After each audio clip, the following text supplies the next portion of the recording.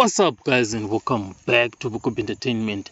So, the former deputy president of Africa Maibuye, Nolubabalo Mcinga, went to Twitter, and made it clear, that a very trusted source, like internal source, told her that Floyd Shivambu never wanted her, that is Nolubabalo Mcinga, to be removed from Africa Maibuye.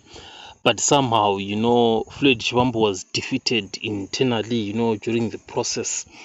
And these other guys, they wanted her out, the likes of Nombuso Mkhize, Menzi Magumane, etc. They wanted Nolubabalo Mcinga out, but Floyd Shivambu wanted Nolubabalo Mcinga to stay within the party. But Floyd himself, he just couldn't keep Nolubabalo Mcinga. So you can see one thing here, is that Floyd Shivambu seems to not be in control of the party as much as we think he is. Like, take for example Jacob Zuma or Herman Mashaba or even Julius Malema himself.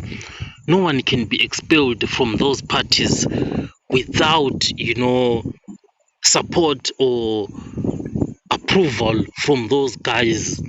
But at Africa Maibuye, it seems anyone can be fired without Floyd Shivambu being happy about it.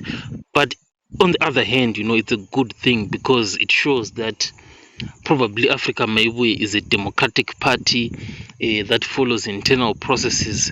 And if the national whatever officials, say we do not want that one, there's nothing the president can do. So Africa Maibuye seems to be on the correct path. But we are seeing that Floyd Shivambu does not have that much power as we think he has. I'll catch you guys on the next one.